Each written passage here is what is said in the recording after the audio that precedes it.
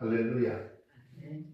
오늘 이 거룩한 주일 예배 함께하는 모두에게 하나님의 은혜가 충만하게 임하기를 축복합니다. 오늘 우리 앞뒤 좌우에 있는 분들하고 함께 이렇게 인사를 나누며 예배를 시작하기를 원합니다. 은혜 많이 받읍시다. 은혜 충만합시다. 함께 인사합니다. 은혜 충만합시다. 은혜 많이 받읍시다. 아멘. 은혜는 하나님께서 날마다 우리에게 말씀을 통해서 예배를 통해서 주시죠. 그런데 우리가 받는 사람의 자세가 어땠느냐에 따라서 은혜를 충만히 받을 수도 있고 그렇지 못할 수도 있습니다. 언제나 예배 속에는 사모하는 마음을 가지고 집중해서 하나님의 말씀을 들을 때 은혜가 우리 가운데 임하게 되는 역사가 임하게 될 줄로 믿습니다. 여러분들 우리 삶 속에서 누가 얘기를 하면은 좀 잘 믿어주지 않을 때 좀 답답하죠. 뭐 얘기를 하는데 뭐 어떻게 얘기하래? 솔직히 얘기하라. 뭐 그런 얘기들 많이 하잖아요. 그러면 우리가 하나님 앞에서도 언제 사람 앞에서 언제 솔직해질까? 언제 솔직해질까? 오늘 말씀의 교재는 이렇게 질문을 하면서 이제 시작을 하고 있어요. 사람은요, 자기의 삶이 잘 풀릴 때, 그때보다도 자기의 삶이 무너질 때 더 솔직해진다고 하죠. 내가 생명처럼 붙들고 있었던 것들이 흔들리고, 내가 믿고 있던 구조들이 무너질 때, 그때 비로소 마음의 깊은 곳에 고백이 드러납니다. 내가 정말 의지하고 있었던 것이 무엇이었는지. 이미 우리가 지난 시간 통해서도 살펴봤던 것처럼 이사야서 24장에서 때가 되면 하나님께서 마지막 이 땅의 질서를 흔드실 것이라는 말씀하셨잖아요. 그리고 그 결과 사람이 쌓아 올린 성읍, 그리고 안정으로 여겼던 체계들, 자기들을 스스로 지켜줄 것이라고 믿었던 모든 것들이 다 무너져 내리죠.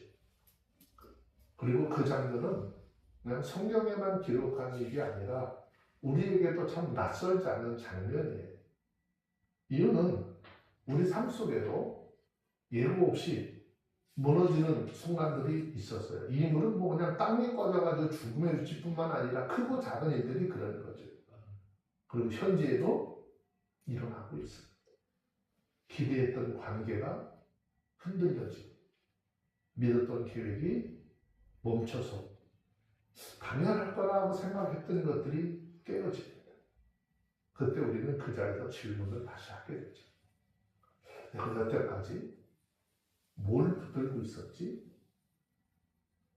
근데 놀라운 것은 이사야서 25장의 말씀을 살펴보면 그 무너진 한가운데 또 다른 일들이 시작된다는 것을. 놀라운 것은 그 모든 것이 흔들린 이후에 선지자의 입에서 터져 나온 것이 한숨이 아니에요. 찬양이 나왔습니다. 어떤 고백입니까? 여호와여, 주는 나의 하나님이시라. 이 고백은 상황이 좋아졌기 때문에 나오는 말이 아니에요. 오히려 모든 것들이 다 흔들린 뒤에야 비로소 드러나는 가장 깊은 신앙의 고백인 것이죠. 사람이 붙잡던 것들이 하나씩 하나씩 그 손에서 빠져나갈 때 마지막 남은 것이 있다면 바로 그것이 우리 하나님이세요. 세상의 모든 것들은 다 내 손에서 빠져나가지만 우리의 생명이시고 우리의 영원한 구원자 되신 그분은 우리를 결코 버리지 않으십니다. 그리고 그 하나님을 향한 이사야는 단순히 하나님이 계시다라고 이야기하지 않아요. 그분이 나의 하나님이다라고 고백을 하고 있습니다. 이 말은 멀리 계신 하나님에 대한 선언이 아니라 내 삶 가운데 만난 그 하나님에 대한 고백을 하고 있는 것입니다. 우리 삶이 무너진 자리, 내 생각으로 이해되지 않는 시간 속에서도 여전히 나를 붙들고 계시는 하나님을 향한 믿음의 고백인 것이죠. 아멘. 오늘 우리 이사야서 25장 1절로 5절 말씀을 통해서 무너진 세계 위에 무너진 삶 위에 터져 나오는 저는 나의 하나님이시라고 하는 이 고백과 함께 말씀으로 묵상을 하려고 하는데, 이 고백이 성경에 기록한 단순한 한 문장이 아니라 우리의 삶이, 저와 여러분의 삶의 고백이 되어지기를 주의 이름으로 축원합니다. 아멘. 무너짐 속에서 하나님이 어떤 하나님인지 드러내세요. 자, 1절에 있는 말씀 함께 좀 볼까요? 읽습니다. 시작. 여호와여, 주는 나의 하나님이시라. 내가 주를 높이고 주의 이름을 찬송하리니 주는 기사를 옛적에 정하신 뜻대로 성실함과 진실함으로 행하셨습니다. 그랬어요. 이 한 절은요, 단순한 찬양이 아니라 역사를, 하나님께서 계획한 역사를 통과한 사람의 신앙 고백입니다. 이사야는 지금 자기 삶의 편한 자리에서 이 고백을 하는 것이 아니에요. 앞장 24장에서 온 땅이 흔들리고 인간들의 의지하던 구조가 다 무너져 버리고 스스로 안전이라고 믿었던 것들이 다 내려져 버렸어요. 그 긴장 흐름 속에서 지금 하나님을 향한 이 고백이 나왔어요. 그래서 이 고백은 감정의 고조가 아니라 무너진 세계를 지나온 믿음의 결론이에요. 그래서 이사야서 25장 1절 서두에서 여호와여, 주는 나의 하나님이시라 라고 하는 이 신앙 고백은 단순히 종교적인 신앙 고백을 얘기하는 것이 아니라 관계의 고백이라는 것을 기억하셔야 돼요. 하나님이 되시다 라는 것이 아니라 그 하나님이 나의 하나님이시라는 고백이죠. 아멘. 여기서 우리는 성경 전체에 흐르는 아주 중요한 대조를 떠올리게 되는데, 성경 시편 73편의 말씀을 살펴보면 여기 73편에는 아삽이라고 하는 사람이 등장을 하죠. 이 사람이 하나님 앞에 신앙 고백을 하는 장면이 시편 73편입니다. 자기는 굉장히 의로운 삶을 살았다고 했어요. 그래서 더러운 것하고는 상관다고 손도 깨끗하게 씻었다고 했어요. 근데 세상을 보니까 악한 것들이 왜 그렇게 잘 돼? 왜 그렇게 부자처럼 막 살아? 막 그런 걸 보면서 쓰러지고 넘어질 뻔했다라는 이야기 하잖아요. 자, 그러면 12절, 13절 내려가서 한 절만 볼게요. 시편 73편 12절, 13절 읽으세요. 시작. 아니, 시편 73편 12절, 13절 읽습니다. 시작. 볼지어다 이들은 악인이다. 항상 평안하고 재물은 더하도다. 내가 내 마음을 정의하며 내 손을 씻어 무죄하다 한 것이 실로 헛되다. 세상에 참 더럽게 살지 않겠어, 나 깨끗한 사람으로 살겠어, 이렇게 했던 것들이 헛되게 여겨졌다는 거죠. 악인이 형통하고 의인이 고난받는 현실 속에서 그의 신앙은 그런 삶을 보면서 뭐 했다는 거예요? 흔들렸다는 거죠. 그런데 그 생각이 언제 바뀌느냐? 하나님 앞에 성소에 들어가면서 하나님의 말씀을 들을 때 바뀌죠. 그래서 고백하기를 73장 25절 말씀을 보시면 시편 73편 25절 봅니다. 시작. 하늘에서는 주 외에 내가 누가 내게 있으리요 땅에서는 주밖에 나의 삼할 자가 없나이다 라고 했잖아요. 지금 이사야서를 통해서 이사야가 하나님 앞에 한 고백과 같은 거죠. 눈앞에 보이는 현실이 아니라 하나님의 임재 앞에서만 나오는 고백이라는 거예요. 그리고 이사야서 25장 1절에서 이어서 이야기하잖아요. 내가 주를 높이고 주의 이름을 찬송하오리니. 여기 중요한 것이 순서예요.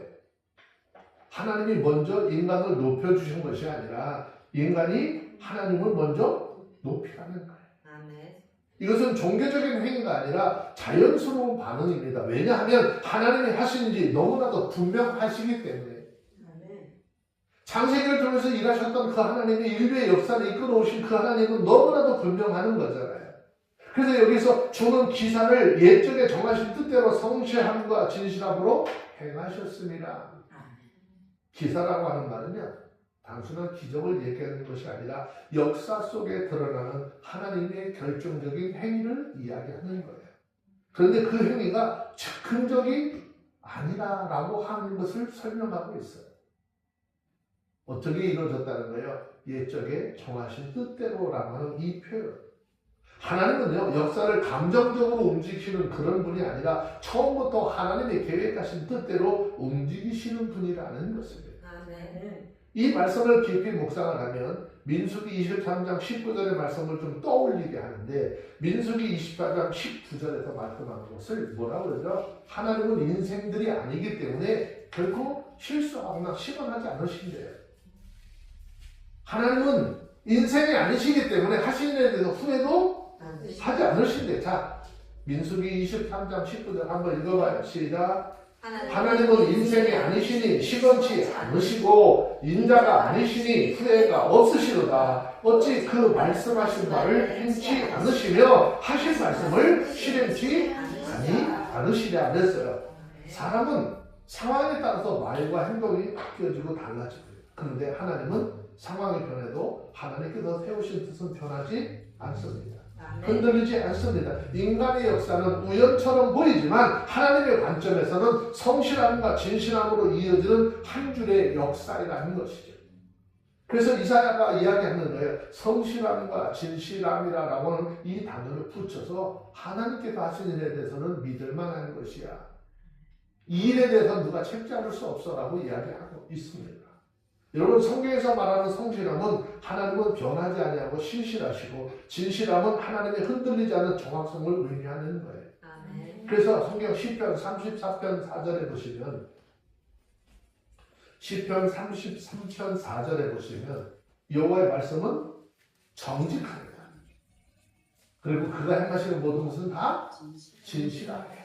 자, 시편 33편 4절 찾았으면 함께 읽어봅니다. 시작. 여호와의 말씀은 정직하며 그 행사는 다 진실하시도다 그랬어요. 우리는 흔히 하나님이 침묵하실 때 하나님이 일하지 않는다라고 생각을 합니다. 그런데 성경은 말씀합니다. 하나님은 침묵 속에서도 보이지 않는 자리에서도 이미 그 하나님께서 계획하시고 이루신 뜻을 이루고 있다라는 것이죠. 아멘. 지금 이사야의 이 고백은 바로 그런 자리에서 나오는 것입니다.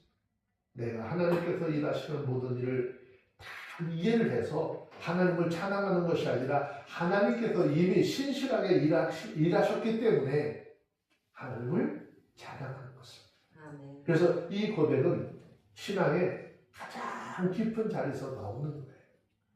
상황을 해석해서 하나님을 붙잡는 것이 아니라 하나님을 붙잡기 때문에 상황 해석이 정리되는 자리. 결국 이 한 절은 이렇게 우리를 데려가는 거죠. 무너진 세계 속에서 변하지 않는 하나님을 향해 주는 나의 하나님이시다 고백하는 자리로. 아멘. 그리고 이 고백은 단순한 사람의 말이 아니라 삶 전체를 바꾸는 우리 신앙의 중심이 되어야 하는데, 우리 모두 이 귀한 신앙의 고백이 저와 여러분들의 고백이 되었으기를 주의 이름으로 축원합니다. 아멘. 두 번째, 오늘 본문의 말씀 두 번째 내용을 보면 무너뜨림 속에서도 참된 견고함을 하나님은 드러내세요. 2절에 있는 말씀 보면 읽습니다. 시작. 주께서 성읍으로 무더기를 이루시며 견고한 성읍으로 황무케 하시며 외인의 궁성으로 성읍이 되지 못하게 하사 영원히 건설되지 못하게 하셨으므로 그랬어요. 이 말씀은 단순히 어떤 도시의 파괴를 묘사하는 장면이 아니에요. 이사야는 지금 인간들이 만들어 놓은 견고함이 하나님 앞에서 어떻게 해체되어지고 있는지를 보여주고 있습니다. 여기 이 말은 감정적인 표현이 절대 아니에요. 오히려 저 냉정하고 아주 단호한 이야기입니다. 하나님이 무너뜨린다는 사실을 반복해서 이야기하는데 25장 2절에 보니까 성읍으로 무더기를 이루시며 그랬어요. 여기서 말하는 성읍은 단순한 어떤 도시가 아니에요. 인간 문명을 이렇게 도시화해서 상징적으로 표현하는 거예요. 그 인간들이 만든 구조 안에 안전, 힘, 체계, 사람들이 스스로 지키기 위해서 쌓아올린 모든 것들을 이렇게 도시라고 하는 이름으로 말씀드리고 있어요. 그런데 하나님은 그것을 무더기로 만드십니다. 즉 사람이 세운 질서가 무너지고 형태가 사라지고 그것들에 대해서 부여했던 의미가 해체되어져 버리는 자리. 이 장면은 성경 전체에서 반복되는 아주 중요한 그 주제를 떠올리게 하는데 바로 창세기 11장에 등장하는 바벨탑 사건. 창세기 11장에서 사람들은요, 하늘을 닿는 탑을 쌓으며 자기 이름을 내고자 합니다. 그들이 왜 저렇게 했느냐? 자기 뜻, 자기 언어, 자기 생각들이 똑같아져 버리니까 하나님을 대적하는 자들로 힘이 생겼다는 거잖아요. 하나님께서 내려오셔서 그들의 언어를 흩어져 버리십니다. 그리고 그들의 계획을 다 무너뜨리시죠. 마음과 말과 생각이 똑같을 때는 모든 것이 일정하게 움직일 수 있었지만 말이 틀리고 언어가 달라져 버리고 알아듣지를 못하니까 같이 할 수 없어서 뿔뿔이 흩어져 버려요. 겉으로 보면 실패처럼 보이지만 실제로 인간의 교만이 더 깊은 파멸로 가기 전에 하나님께서 막으셨다라고 하는 은혜를 발견할 수 있어야 하는 거예요. 근데 우리는 성경을 때 인간의 계획은 흩으신 것만 얘기하잖아요. 견고한 성으로 황목케 하시며 라고 했습니다. 하나님은 사람이 가장 안전하다라고 생각하는 곳을 가장 먼저 흔들리게 하시는 거예요. 견고하고 믿었던 것이 황무하게 됩니다. 이 표현은 단순한 파괴가 아니라 의미 자체가 사라진 세상이에요.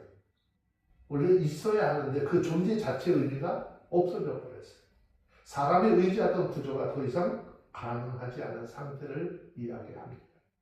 이것은 시편 127편 1절의 말씀을 떠올리게 하는데, 아까 우리 읽었었던 이야기예요. 시편 127편 1절에 여호와께서 집을 세우지 아니하면 세우는 자의 수고가 헛되다. 인간의 노력은 결코 무의미하지만은 않지만 하나님 없이 세워진 견고함은 결국 황무하게 된다는 거죠. 이사야는 바로 이 현실을 직면하고 있습니다. 이어지는 말씀에 보면 외인의 공성으로 성읍이 되지 못하게 하셨다. 여기서 더 깊은 의미가 드러나죠.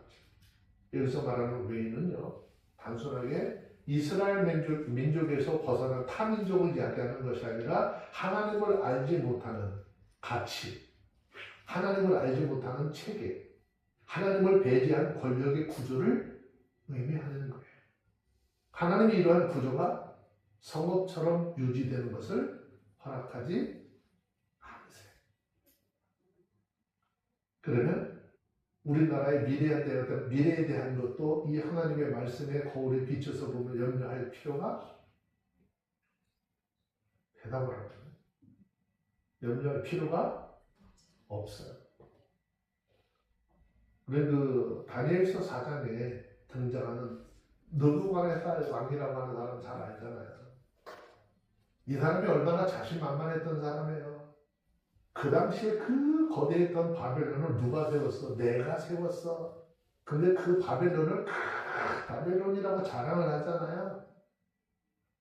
그런데 하나님께서 한순간에 그를 낮춰버렸잖아요. 인간이 자기 이름으로 세운 왕국은 결국 하나님의 주권 앞에서 무너질 수밖에 없다라고 하는 것을 다니엘서 이 4장 사건을 통해서 보여주고 있는 거예요. 그리고 본문으로 돌아보면 영영이 건설되지 못하게 하셨으므로 했는데 이 표현은 매우 강한 표현이에요. 단순한 일시적으로 무너지는 붕괴를 이야기하는 것이 아니라 하나님 없이 세워지는 구조의 한계를 선언하는 거예요.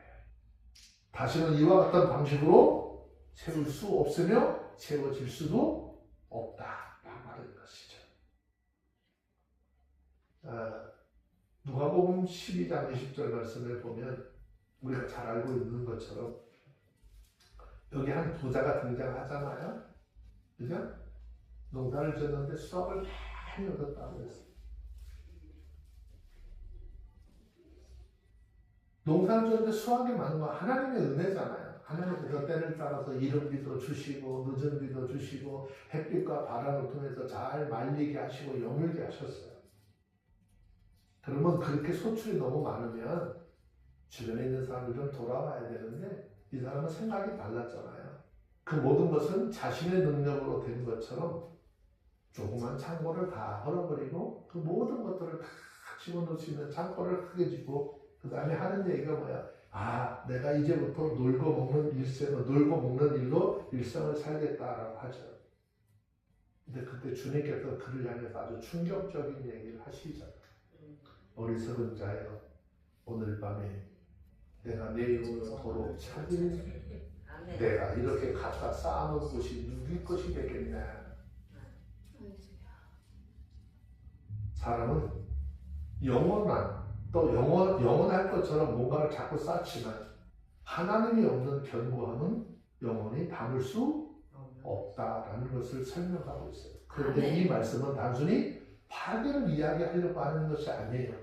이사야 전체의 흐름을 보면 이것은 심판이며 동시에 정화시키려고 하는 하나님의 마음도 있어요. 하나님은 무엇인가를 무너뜨림으로 끝내지 않으시고 진짜 견고함이 무엇인지 그것에서 드러내시고 그것을 의지하도록 만드시는 거예요. 아멘. 이사야서 26장 4절에 있는 말씀 한번 보시겠어요? 이사야서 26장 4절에 있는 말씀을 보면 이후에 이렇게 고백하잖아요. 읽어요. 시작. 너희는 여호와를 영원히 위하라. 주 여호와는 영원한 반석이시라.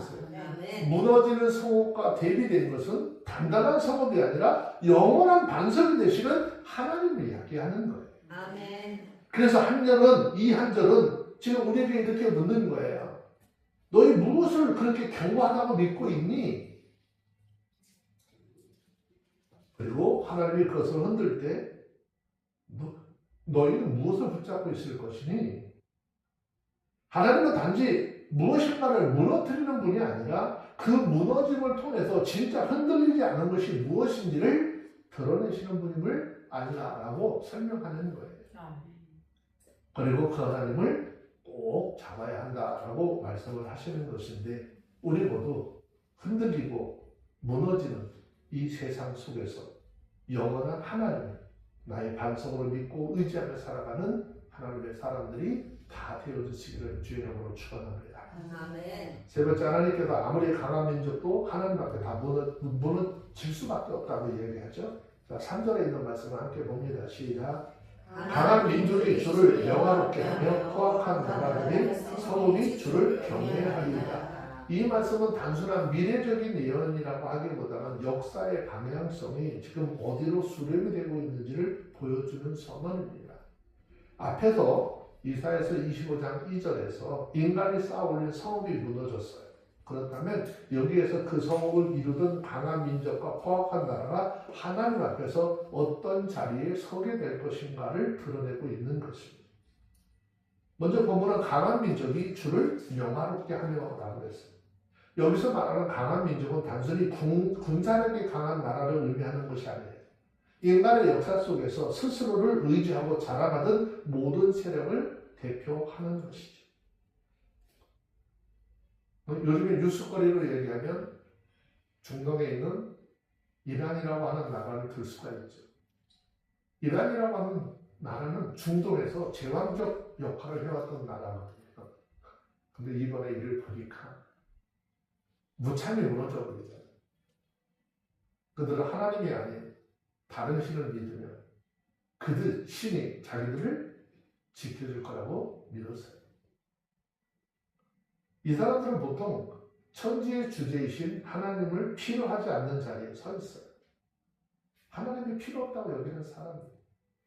그러나 그들은 하나님은 이사야의 말씀을 통해서 뭐라고 그 강한 민족조차도 결국 하나님을 영화롭게 할 것이다. 아멘. 성경은 빌립보서 2장 10절, 11절 말씀해 보시면요. 주님께서 이 땅에 심판지로 오신 그 이후에 어떤 일들이 벌어질 것이냐. 빌립보서 2장 10절, 11절 살펴볼게요. 읽습니다. 시작. 하늘에 있는 자들과 땅에 있는 자들과 땅 아래에 있는 자들로 모든 무릎을 예수의 이름에 꿇게 하시고 모든 입으로 예수 그리스도를 주라 시인하여 하나님 아버지께 영광을 돌리게 하셨느니라.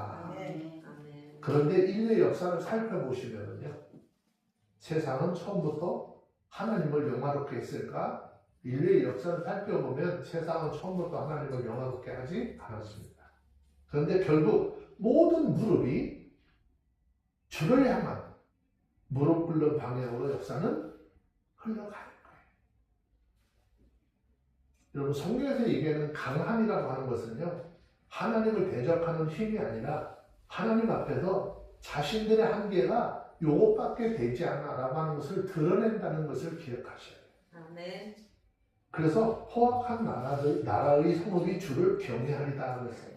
여기서도 얘기한 포악한 나라, 단순히 정치적인 폭력을 넘어서 하나님이 없이 세워진 권력과 그 구조를 의미하는 거예요. 그 성읍은 사람들을 억누르고 자신의 힘으로 어떤 질서를 유지하려고 하고 스스로를 안전하게 만든다고 믿는 구조를 이야기하는 것이죠. 그래서 사람들이 자꾸 법을 바꾸는 이유는 뭐죠? 나한테 불리했던 것들을 그 법이 저촉하지 못하도록 만들려고 하는 부분들이 생겨나는 거잖아요. 이건 뭐 세상적인 것도 아니고요. 교회 안에서도 이게 지금 이런 일들이 수도 없이 벌어지고 있어요. 근데 결국 그러한 성읍조차도 하나님을 경외하게 될 것이다. 우리 이런 사실을 성경을 통해서 아는 거예요. 왜냐하면 우리가 출애굽기 14장 보면 바로와 애굽의 군대, 그렇죠? 홍해 앞에서 경험한 장면, 우리가 성경을 통해서 이미 다 알고 있잖아요. 그들은 하나님을 끝까지 무시하잖아요. 이스라엘 백성도 애굽에서 보내라서 보내었었는데 그것도 보낸 것, 당한 것 아쉬워서 결국 무시하고 홍해를 쫓아오잖아요.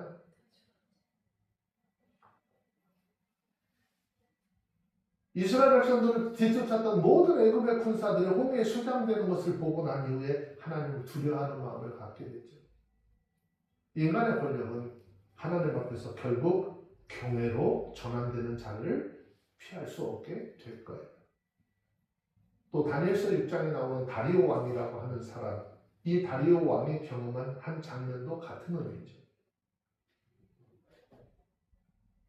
다니엘을 하나님 앞에 예비했다는 죄를 걸어서 사자굴 속에 집어넣죠. 사자굴 사건 이후 그는 다니엘이 믿는 그 하나님 앞에서 두려워서 칙령을 내리게 되잖아요. 하나님을 대적하던 모든 권력들이 결국 하나님의 주권 앞에서 태도를 바꾸게 됩니다. 여기 중요한 대조가 하나 있습니다. 세상은 처음부터 만군의 주 하나님을 대적하고 무시하지만 결국에는 하나님을 경외하게 만든다는 것입니다. 아멘. 그러나 그 경외는 자발적인 사랑에서 시작된 것이 아니라 하나님의 주권을 더 이상 부정할 수 없는 상황까지 이르니까 그때 가서 깨달아서 하나님을 경외하는 거예요.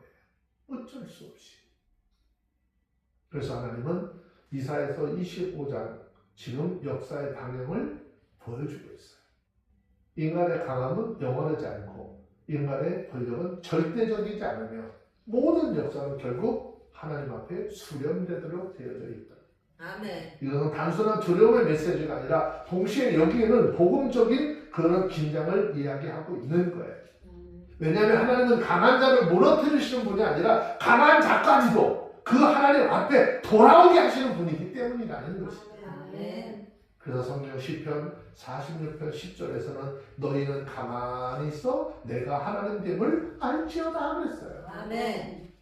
너희들 힘으로 너희들 능력으로 되는 거 아니야. 결국 이사야서 25장 3절은 이 고백이 역사 속에서 현실이 될 것이다 라고 하는 장면을 보여주고 있습니다. 그러므로 이 말씀 우리에게 이렇게 묻는 거예요. 너희 지금 의지하고 있는 것, 네가 그렇게 강하다고 생각하는 것 뭐냐? 결국 그 강함은 하나님 앞에서 하나님의 어떤 자리 앞에 서게 될 것인가? 하나님은 처음부터 모든 강함을 하나님은 두려워하지 않으세요. 왜냐? 모든 강함은 결국 하나님 앞에서 하나님을 영화롭게 하거라 경외하는 대로 만드셔버릴 것이기 때문에. 아멘.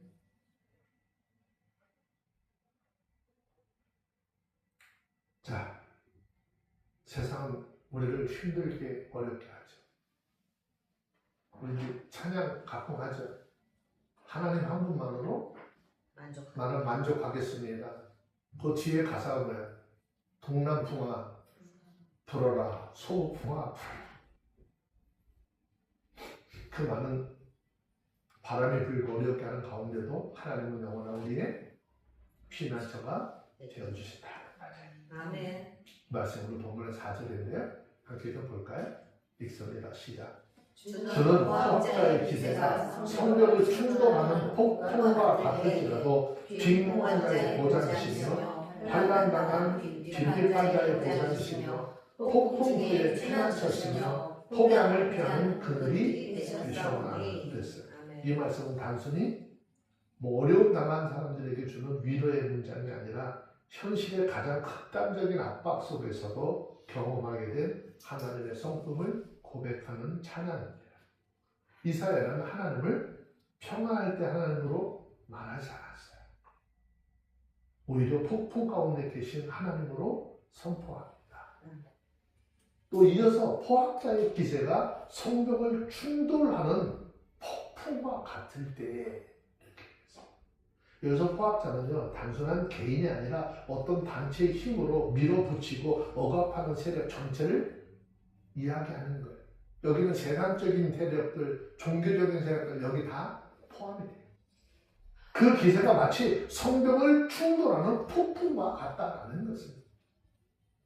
성벽이라고 하는 것은요 원래 안전을 상징하는 것이지만 그 성벽마저 흔들릴 정도로 압박당한 상태를 이야기하는 거예요. 결국 이 말씀은 인간이 만든 마지막 방어선이 무너지는 순간을 보여주고 있죠. 자, 성경 107편 28절 29절 한번 보시면 시편 107편 28절 29절 말씀에 보시면 읽어보시겠습니까? 시작. 이에 시편 107편 28절 29절 읽으세요. 시작. 이에 저희가 그 근심 중에서 여호와께 부르짖음에 그 고통에서 인도하여 내시고 방풍을 평정히 하사 물결로 잠잠케 하시는도다. 무슨 얘기예요? 인간이 할 수 있는 마지막 자리예요. 인간이 할 수 있는 거 모든 걸 자기 힘으로 든 거는 다 무너졌어. 마지막 할 수 있는 게 부러지는 것밖에 할 수 없어요. 그런데 그 하나님은 그 자리에서 역사하신다. 아멘. 그래서 우리는 아무리 힘들거려도 하나님이 우리를 버리지 않는 걸 기억하시고 아멘. 그 하나님을 온전히 믿고 나가는 그런 은혜가 있길 바랍니다. 아멘. 제가 서두에서 말씀드렸잖아요. 우리가 내 힘과 내 능력으로 뭔가를 해보려고 내 손에 잡았던 걸 다 빠져나갈지라도 나의 구원자 되시고 나의 생명 되신 주님을 절대 놓지 않으시고 떠나지 않는다. 그 부르짖음이 그래서 그분을 믿고 의지할 수 있고 기도할 수 있다는 거죠. 다시 25장 4절 말씀에 빈궁한 자의 보장이시고 환난당한 빈핍한 자의 보장이 되신다. 여기서 반복되는 표현은 굉장히 의도적이에요. 빈궁한 자, 환난당하는 자, 빈핍한 자 모두 공통점이 있어요. 이들의 공통점은 어떤 걸까요? 스스로 자기를 지킬 힘이 없는 사람들이에요. 이들은 사회적으로, 경제적으로, 심리적으로 약한 그런 그 자리에 있는 사람들을 이야기합니다. 그런데 하나님은 그런 자리에 있는 사람들을 보장하신다는 거죠. 아멘. 여기서 말씀하는 보장은 단순히 보호가 아니라 가장 완전한 안전지대에 있게 하시겠다라고 하는 이야기인 거예요. 세상이 제공하지 못하는 안정된 자리를 하나님이 그들에게 베푸시겠다라고 하는 거죠. 자, 시편 34편 6절에 있는 말씀 잠시 한번 보세요.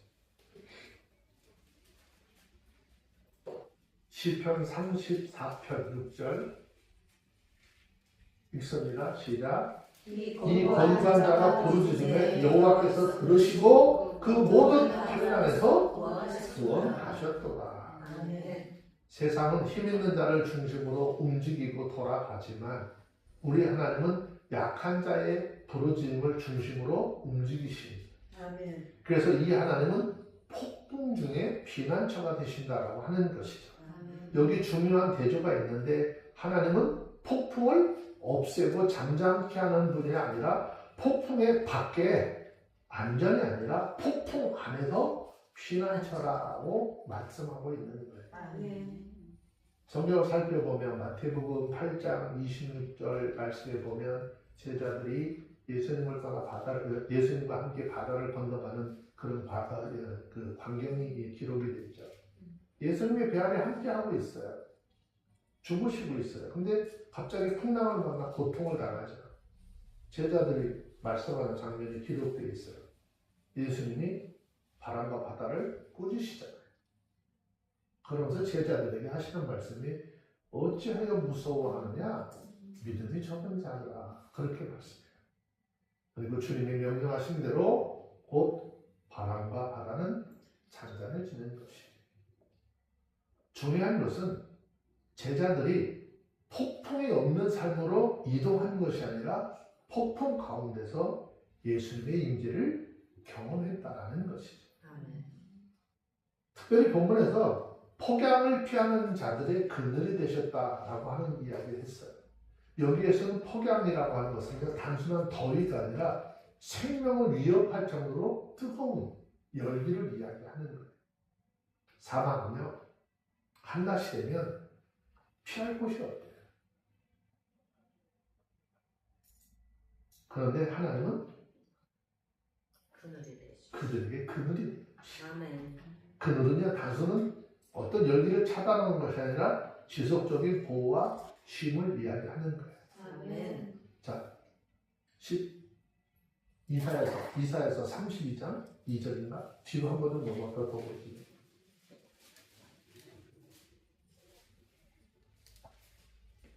이사야서 32장 2절을 만나보겠습니다. 한번 읽어보세요. 시작. 또 그 사람은 광풍을 피하는 곳, 폭우를 가려는 곳 같을 것이며. 네, 광풍을 피하는 곳이며 폭우를 가리는 곳 같을 것이라 그랬죠?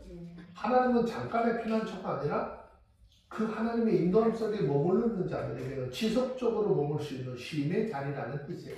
아멘. 이 말씀은 이사야서 25장 4절에서 이렇게 대조를 보여줘요. 이 말씀을 통해서 포학자의 그런 폭력 중에서도 하나님은 그들의 보장이 되어주실 것이고, 아멘. 폭풍의 위협 속에서도 하나님은 그들의 피난처가 될 것이고, 폭양으로 인한 그 고통 속에서도 하나님은 그들의 그늘이 되어주시겠다라고 하는 거죠. 아멘. 이건 뭐 굳이 다른 거 끌어오지 않아도 우리 알잖아요. 이스라엘 백성들이 광야 노정 가운데 한낮에 하나님께서 구름 기둥으로 그들의 그늘을 막아주셨고, 밤에는 불 기둥으로 그 추운 사막에 냉기를 이렇게 이겨낼 수 있도록 해주셨다라고 하잖아요. 세상은 계속해서 자꾸 밀어붙이려고 하죠. 그런데 하나님은요, 그 모든 압박을 피해 도망가시는 분이 아니라 그 가운데서 자기 백성을 붙드시는 분이에요. 아멘. 그래서 이 말은 단순한 위로가 아니라 선언인 거예요. 위로의 말이 아니라 선언이에요. 하나님의 안전이 사라진 자리는 세상 사람들은 무너질 수 있겠지만 하나님의 그 은혜 안에 있는 사람들에게 하나님이 오히려 안전이 되어주신다는 거죠. 아멘. 그래서 이 말씀을 통해서 내가 지금 피하려고 하는 폭풍이 무엇이냐는 거예요. 그리고 이 폭풍 한가운데서 누구를 피난처로 삼을래. 그리고 우리에게 하나님은 폭풍이 없는 삶을 약속하시기보다는 폭풍 가운데서 무너지지 않는 피난처가 되어주시겠다. 아멘. 그러니까 여러분 이 말씀을 들으면서 잘 생각하셔야 돼요. 우리들이 하나님 앞에 기도할 때 대충 어떻게 기도해? 하나님 지금 너무 힘들어요. 이것 좀 어떻게 해달라고? 옮겨달라고? 치워달라고? 기도하잖아요. 근데 진정한 하나님의 사람들은 그거 치워달라고 기도하는 게 아니에요. 하나님 이 고난의 삶 속에서도 내가 이 고난을 이길 수 있도록 하나님 나를 붙드시고 나를 이끌어달라고. 아멘. 믿음이 근데 그 말씀, 그 사람들이 기도하는 기도를 들어보면요. 믿음이 있는지 없는지 기도 소리 들으면 알아요. 근데 본인들은 그 믿음이 좋은 것 같다고 그러죠. 우리는 대부분 하나님 앞에 날마다 어떻게 해달라고. 이거 문제잖아, 문제. 어떻게. 하나님은 문제가 없는 곳에 일하지 않아요. 하나님 계실 필요가 없는 거예요. 문제가 있는 곳에 사람의 힘으로, 사람의 능력으로 뭔가 해결할 수 없는 그곳에 하나님의 능력이 필요한 거잖아요. 하나님의 위로가 필요한 거잖아요. 저와 여러분들 모두 이 약속의 말씀을 굳게 믿고 믿음에 굳게 서서 하나님만을 의지하며 살아가는 정말 하나님의 사람들이 다 되시기를 바랍니다. 자, 마지막 5절에 소리를 잠잠케 하시는 하나님. 5절 읽습니다. 시작. 마른 땅에 폭양을 재앙같이 주께서 외인의 권한을 그치게 하시며 폭양을 구름으로 가리움같이 포악한 자의 노래를 낮추시리라. 이 말씀은 단순히 자연현상을 빌려서 설명한 것이 아니에요. 하나님께서 세상의 혼란함과 압제를 어떻게 다루실 것에 대한 강력한 선언인 거예요. 지금 이사야서 25장 5절에서 어떤 거에 대한 문제를 얘기하는 거예요? 소리에 대한 문제를 얘기하잖아요. 즉 눈에 보이는 힘보다 더 깊은 차원에서 작동하는 세상의 소란과 압제의 목소리를 하나님께서 어떻게 잠잠하게 하실 것인지를 보여줍니다. 먼저 마른 땅에 폭양을 재앙같이 그랬어요. 마른 땅이라고 하는 것은 어떤 개념이에요? 생명이 메마른 상태를 이야기하는 것이지 사막이나 비가 하나 나서 딱딱히 굳어진 땅 그런 거 의미하는 게 아니에요. 그래서 성경을 해석할 때 되게 중요한 부분들이 이런 것이에요. 마른 땅, 생기가 메마른 상태를 이야기하는 거예요. 에스겔 골짜기 마른 뼈들의 환상도 그런 거잖아요. 이미 소망이 희박한 자리에 그런데 그 위에 폭염, 즉 견디기 어려운 뜨거운 햇빛이 더해졌어. 이건 단순한 그런 환경이 아니라 생명을 위협하는 아주 압박이 극대화한 그런 상황을 이렇게 설명하고 있는 거예요. 그런데 하나님께서는 그 모든 폭염을 제하십니다. 여기서 중요한 것은 하나님이 단지 이 문제를 줄이시는 분이 아니라 생존 자체를 위협하는 구조를 제거하시겠다는 거죠. 자, 시편 121편 6절. 시편 121편 6절. 그런데 5절, 6절, 7절을 같이 묶어서 읽어야 6절의 말씀의 핵심을 좀 더 강하게 알 수 있어요. 자, 5절, 6절, 7절 읽어요. 시작. 여호와는 너를 지키시는 자라. 여호와께서 내 목전에서 내 그늘이 되시느니 낮에 해가 너를 상치하게 하며 밤에 달도 너를 해치 아니하리로다. 여호와는 너를 지켜 모든 환난을 면피하시며 또 내 영혼을 지키시리로다 그랬어요. 하나님은 환경을 바꾸시는 분이 아니라 환경 안에 있는 사람들을 어떻게 그 환경이 사람을 삼키지 못하도록 보호줘요. 지키시고. 5절에서 굉장히 중요한 얘기 있어요. 주께서 외인의 혼화를 그치게 했다. 여기서 말하는 혼화. 여러분, 혼화라고 하면 뭐 생각나요? 네? 혼화, 언제 혼화해? 어디서 해? 네? 장례식장에서 죽은 사람한테 가서 꽃 바치는 거 혼화라고 하잖아요? 근데 여기서는 그 혼화를 얘기하는 게 아니에요. 여기서 말하는 혼화라고 하는 말은 히브리어를 보면요, 샤론이라는 단어가 되어져 있는데 이 말의 의미는요, 요란하게 외치는 소리, 권력자들이 약한 자들을 위협하는 소리, 혼란스럽게 몰아붙이는 압박의 분위기, 사람들을 위축시키는 공포의 소리, 이런 뜻이에요. 특히 여기서는 뭐랬어요? 외인이라고 그랬잖아요. 하나님을 알지 못하는 세력들, 하나님의 통치를 인정하지 않는 체계를 가리키는 거예요. 이들은 특징이 소리, 이들의 특징은 소리가 입에 있다는 것이에요. 실제 힘뿐만 아니라 사람을 위축시키는 말, 위협적인 말, 분위기를 험악하게 만드는, 그래서 공포감을 조성하는 이런 것들. 그런데 하나님은 그것조차도 그치게 하십니다.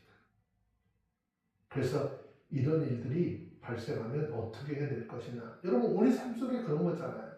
지금 교회 크리스천들 외부로부터 얼마나 큰 공포스럽고 이런 두려운 말 많이 듣고 있잖아요. 어떻게 할 거예요? 아까도 한번 잠깐 읽었는데 한번 찾아서 다시 한번 읽어봅시다. 시편 46편 10절에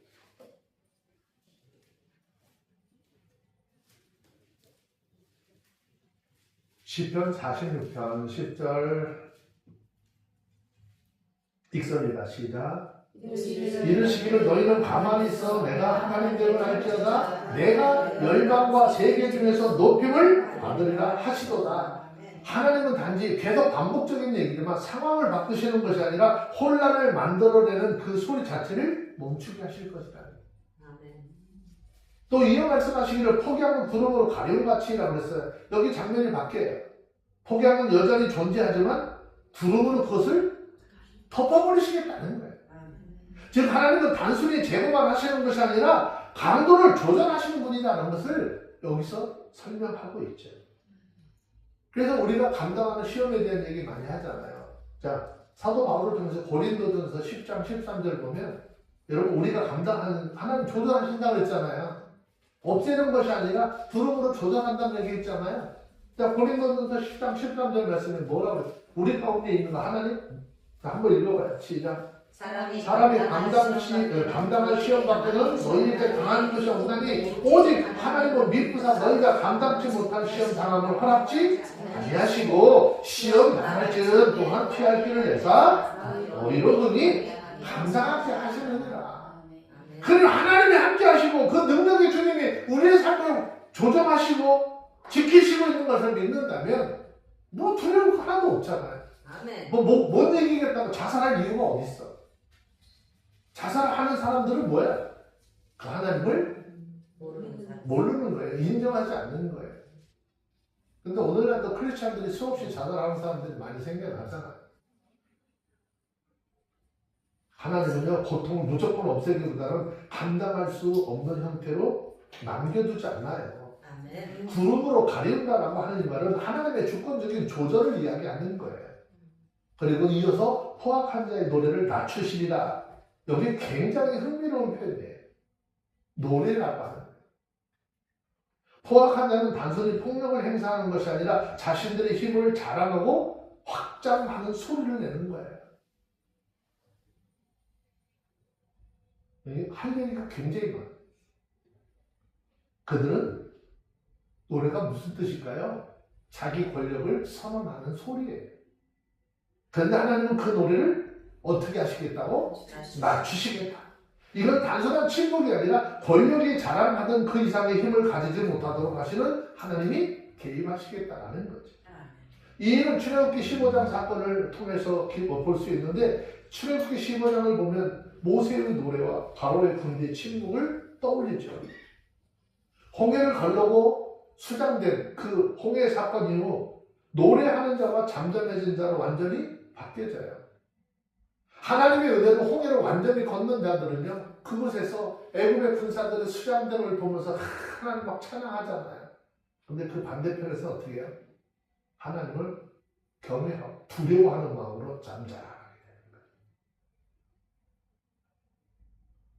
누가복음 1장 52절 말씀을 한번 좀 보시면 누가복음 1장 52절에 보면 하나님은 권세 있는 자를 그 위에서 내리쳤어요. 비천한 자를 높이셨다고 말씀하고 있어요.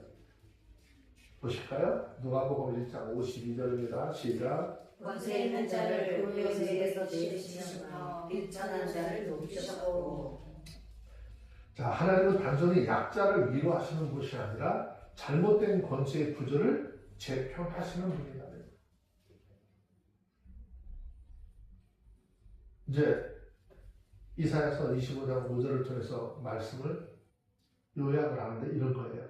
세상은 소리로 사람을 지배하지만 하나님은 그 소리를 잠잠케 하심으로 참된 질서가 어떤 것인가를 드러내신다는 거죠. 그래서 이 말씀을 통해서 깨달아야 할 것, 우리를 흔드는 소리가 무엇이냐라는 거예요. 그리고 우리는 그 소리보다 더 큰 하나님의 통치의 말씀을 듣고 있느냐라고 묻고 있는 거예요. 이제 한 달 동안 되게 시끄럽겠죠? 우리 주변에도 선거운동 한다고 되게 시끄럽겠잖아요. 소리들 엄청나게 들릴 거예요. 이런 소리 저런 소리.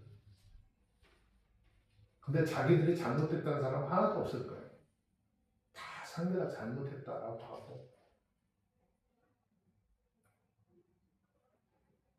우리 모두는 세상의 시끄러운 소리에 귀를 기울이거나 마음 쏟지 마시고 하나님의 말씀에 귀를 기울이시고 그 하나님의 말씀으로 우리의 삶에 우리의 심령에 평안을 입는 모두가 되어주시길 바랍니다. 아멘. 세상이기 때문에 속상해하고 기분 상하고 할 필요 없어요.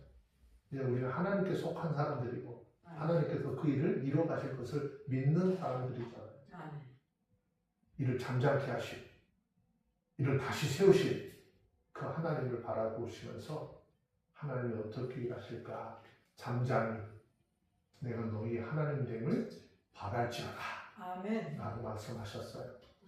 저는 오늘 설교 제목을 주는 나의 하나님이시라 5장 1절의 말씀으로 주제를 했는데 이 가사, 이 말씀으로 해서 작사도 하고 그걸 만들어봤어요.